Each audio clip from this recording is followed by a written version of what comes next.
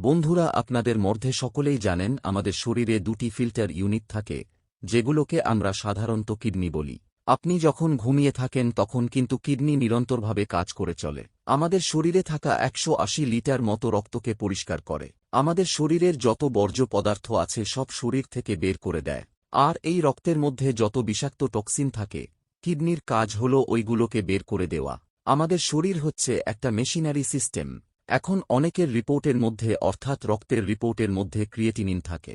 অনেকে ঘাবড়ে যান, চিন্তিত হয়ে পড়েন, আতঙ্কিত হয়ে পড়েন যে ক্রিয়েটিনিন বেড়ে গেছে, মানে এবার হয়তো কিডনি আস্তে আস্তে খারাপ হয়ে যাবে। তাই আজকের এই ভিডিওর মধ্যে আপনাদের এমন একটি সবজির কথা বলবো, যেটা খেলে আপনি আপনার ক্রিয়েটিন লেভেলকে কমাতে পারবেন, আপনার কিডনিকে সুস্থ করতে পারবেন, কিডনির যত দুর্বলতা রোগব্যাধি আছে সেগুলোকে সারিয়ে তুলতে পারবেন। আর এগুলোর জন্য কোনো রকম মেডিসিনের প্রয়োজন হবে না।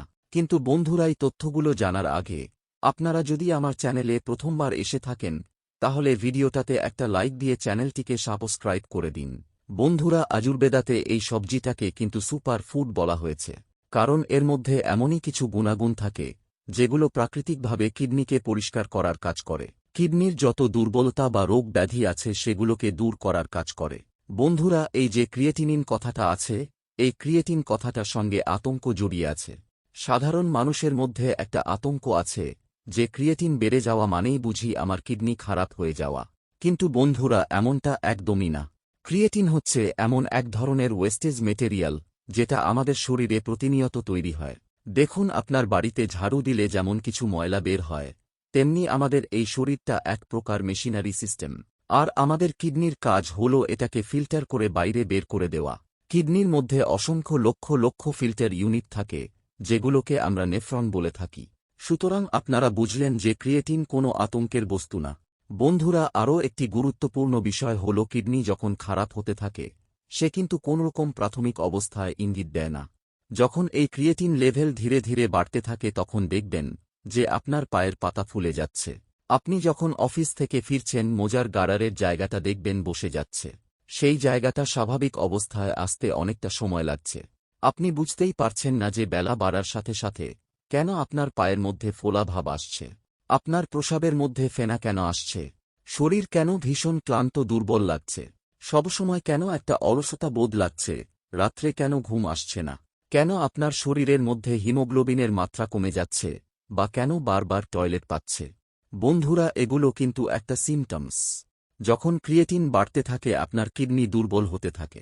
এখন কথা হলো যে কিডনি কেন দুর্বল হয়ে যায়। বন্ধুরা, আমাদের যে নেফ্রনগুলো আছে যেগুলোকে আমরা ছাঁকনি বলি, যখন এরা ঠিকভাবে কাজ করে না তখন আমাদের কিডনি দুর্বল হয়ে যায়। তাই আপনার শরীরের যে ওয়েস্টেজ মেটেরিয়ালগুলো আছে সেগুলোকে ছেঁকে বের করতে পারে না। এর আসল কারণ কি?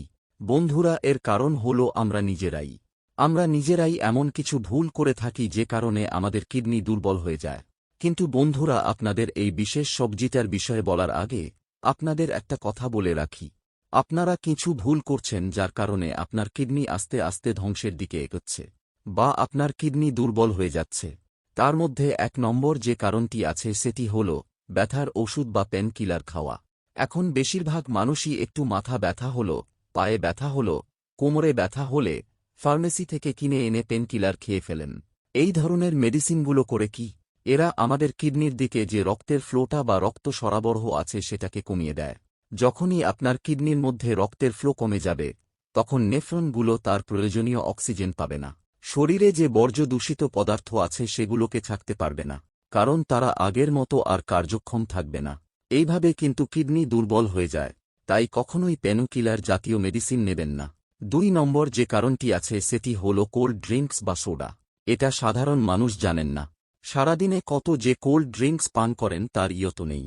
কোল্ড ড্রিঙ্কসের মধ্যে ফসফরিক অ্যাসিড থাকে। এটা কিন্তু আপনার কিডনির মধ্যে স্টোন ফরমেশন করে দেয়।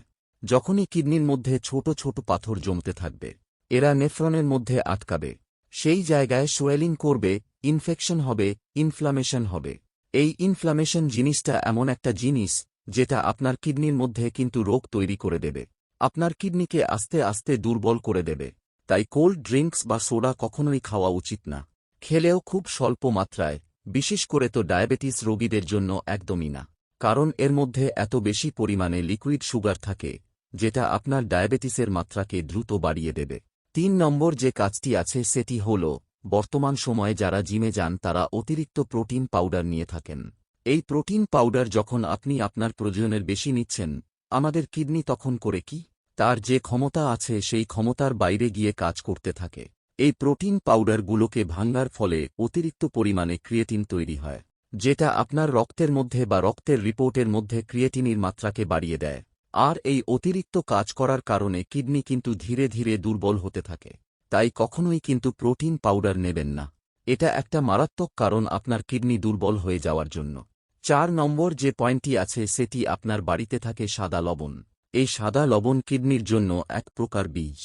এটা জেনে রাখবেন, সাদা লবণ যখন আপনার খাওয়ার অভ্যাস বেড়ে যাবে, তখন আপনার রক্তের মধ্যে জলের পরিমাণ বাড়বে, তখন রক্তচাপটাও বেড়ে যাবে।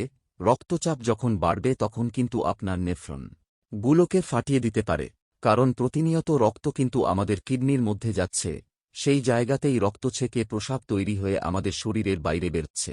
তাই ব্লাড প্রেসার রেগুলেট নিয়ন্ত্রণে রাখতে হবে, লবণের মাত্রাকে খুব বেশি পরিমাণে কমাতে হবে। এইবার আপনাদের বলি 5 নম্বর যে কারণটি আছে সেটি হল ঘুমের অভাব।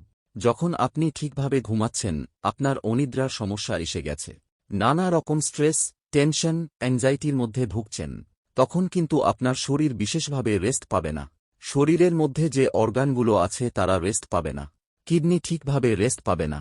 এটা জেনে রাখবেন যে আমরা যখন গভীর তন্দ্রার মধ্যে আচ্ছন্ন থাকি, তখন কিন্তু আমাদের শরীরে রিপেয়ারিং সিস্টেম কাজ করে, শরীরে যে দুর্বলতাগুলো আছে সেগুলোকে ঠিক করে দেয়। তাই আপনার যদি ঘুম ঠিকভাবে না হয়, কিডনির মধ্যে যদি কোন দুর্বলতা থাকে, তাহলে সেটাকে শরীর নিজে থেকে ঠিক করতে পারবে না।